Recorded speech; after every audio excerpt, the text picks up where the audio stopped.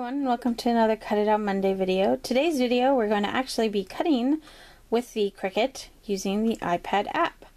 I'm not going to get into all of the feature details because there's a lot, and I've actually done a couple of videos trying to get it all in there, but I'm going at like almost an hour just trying to explain everything. So if you want to see that, I'll be happy to do a more in-depth, but right now I think we're just going to go ahead and use a few of the features and show you how to print and cut from here. So the first thing you want to do, obviously, if you have an iPad and internet and Cricut account and all that fun stuff, you're going to want to download the app.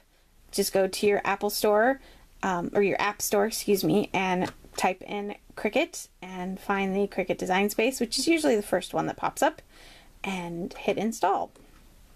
So you're going to get an icon that looks like this. Go ahead and click on that. I am holding my camera so that I can easily move over to my machine once we get there. Now normally when you open this, it will open up on the projects window, but I already had it open, so this is what it should have opened up to. I thought I had closed it down, but I guess not. And you get all the Make It Now projects, a Create New Project box. Up here in this top left-hand corner, you have the little person here. You click on that, and it'll have Sign In, and it'll take you to the sign-in screen. You sign in, and you know that you are signed in when that screen goes away, and there's a little check mark up here in this little guy. And then this just has the categories for everything, as well as any of your saved projects up here at the top. And otherwise, this all works the same way. Click on a project. If it costs money, it'll tell you. If it doesn't, it'll tell you that too. So we're going to go ahead and just create a new project. We're just going to cut out something relatively simple. All kinds of features all down at the bottom here. You've got your you've got your image, text, shape, action, edit, sync, layer, undo, redo, camera. Not going to go into that. I'm not exactly sure what the whole purpose of that is, other than it brings up your camera. Settings and send to matte. The settings I will go into. You can change it to the metric units. You can turn your grid on or off. So it's on right now, so I'll show you. Turn it off. No grid. And then you've got the smart guides. I usually leave those off because I go in and use the other features that are in here, but you could certainly turn that on to help you align everything. I usually just use the align and distribute buttons down here in the edit portion. So up here at the top you get projects, design, and matte, and then this little icon right here will just open up the screen.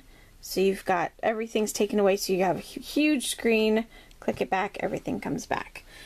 So you can swap between projects and your canvas without deleting anything off your canvas, but it will ask you if you choose something else, it'll ask you if you want to remove that. So we're going to go into image. If I can click on it, we're going to be cutting out February here, and the same as before. See a little check mark, see it down here at the bottom, you know you're good to go. You've got categories up here at the top as well as cartridges. We're going to click on that. All of the cartridges will be here. If you click on this little green one that says My Cartridges, click it off. That's what it'll look like before you click on it. Click on it, it becomes that, and then it'll weed out anything that you don't own or subscribe to. Search engine, filter, so you can do the same thing here if you just want to have just what you own right there. It'll bring that up, as well as, you know, free, subscribed, all that, although the free and subscribed are also in the My Images. If you have any cartridges up here, it will automatically filter through those, but again, if you have the cartridges select that you already own, kind of no reason to do that other thing. But for instance, if you don't, we'll go up here, filter, my own images, and then anything that has to be paid for will disappear. Not for good, just I don't own it, so it won't pull it up. You can also hit reset to get rid of all that, or just hit the X to start back over. So you're going to go ahead and hit insert. Okay.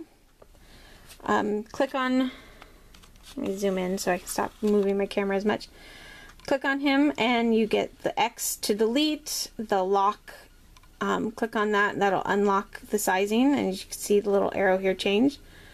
So I can squish it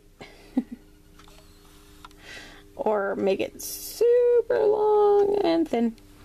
And then you just hit the undo button until it goes back the way you want it. Oops, hit it too many times. Make sure though, before you continue with your project, or if you want to move him, that you hit that lock button again. I can't tell you how many times I keep resizing something because I've moved it or I've just touched that, and yeah. I'm still not sure what this little feature does.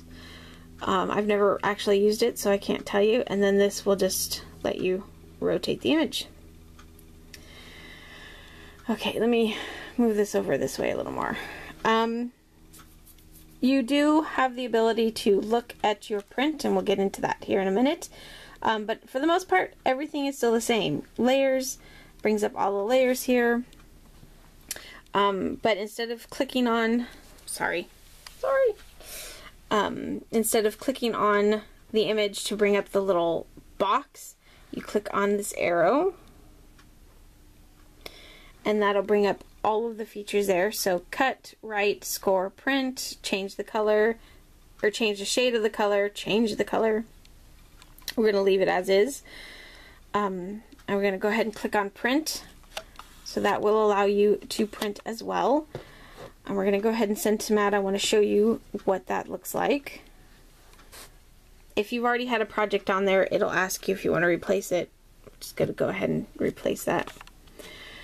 So you have the bleed feature.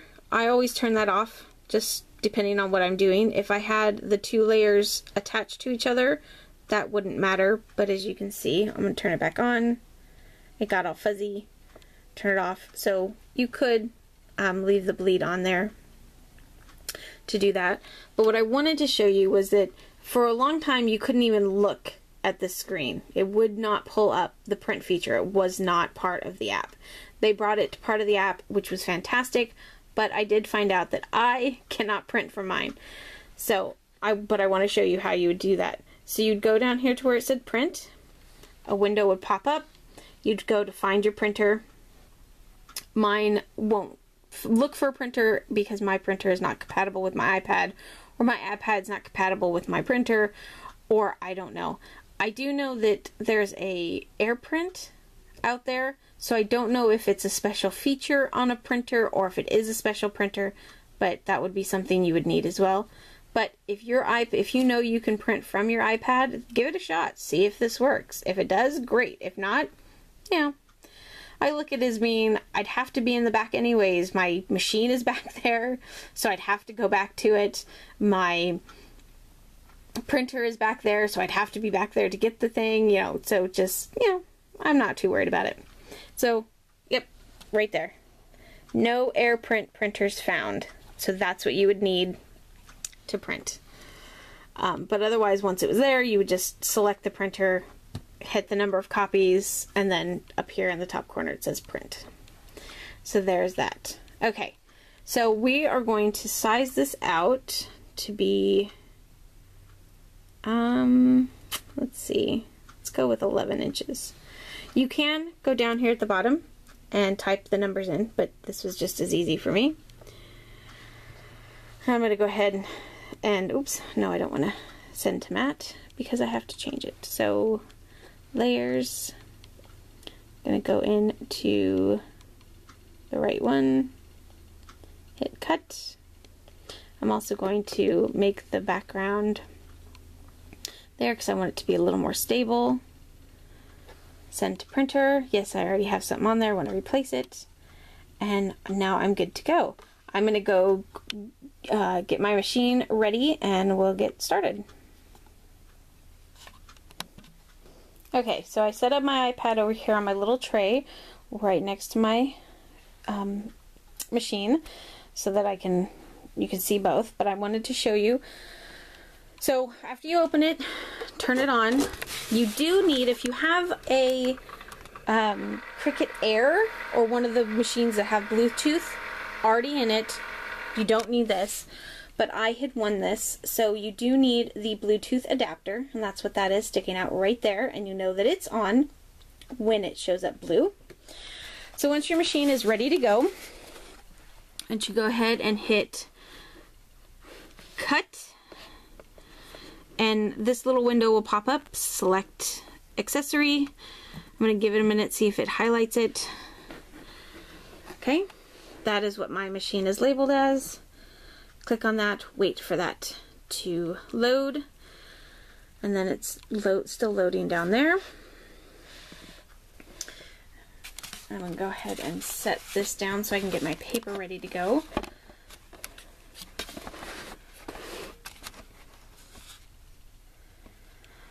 And it's just kind of taking its sweet little time there. I'm going to put my paper in my machine, get it ready, just like that.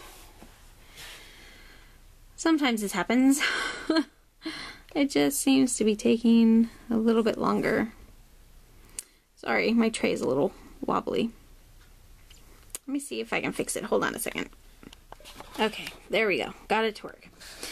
So the same as it does on the computer, everything shows up. My little light up there, I don't think you can see it. Let me lift you up so you can see, is blinking to load the mat. So let me do that.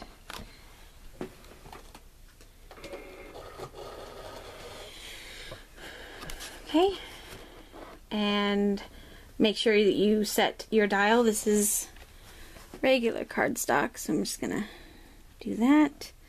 And the little cut light is blinking. That's what your screen goes to when you're cutting. So you can see that my machine is cutting.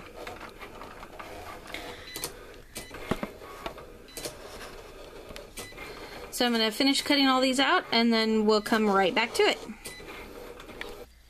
Okay, so everything cut out. As you can see, it cut out just as nice as it would straight from the computer.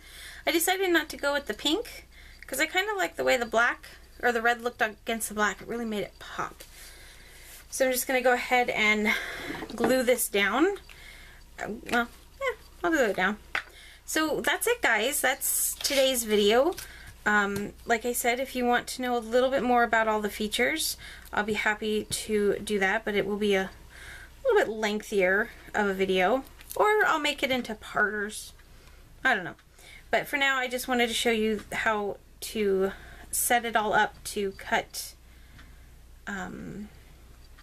using the app. I don't know if I'll be doing it very often, just because, like, as you saw, it can be kind of a pain to do it on camera, at least. But I definitely enjoy doing it or utilizing it when I'm out in the living room, so I can hang out there with hubby and the kids while they're doing whatever the heck it is that they do. And I can just sit there and play around and get a little crafty time in without ignoring the family, if that makes sense. So there you go. And on the plus side, you do get another little heart. So there's our cutout. As you can see, I think that looks really nice against the black. Thanks you guys for joining me. I hope you all have a wonderful Monday. I know it is part of a 3-day weekend, so hopefully you enjoyed your 3-day weekend, and I am now gonna go relax and enjoy my last little bit of freedom and quiet while I can, until, you know, we get back into the mundane of school. So thanks for joining me, guys. Have a wonderful day, and we'll see you next time. Bye.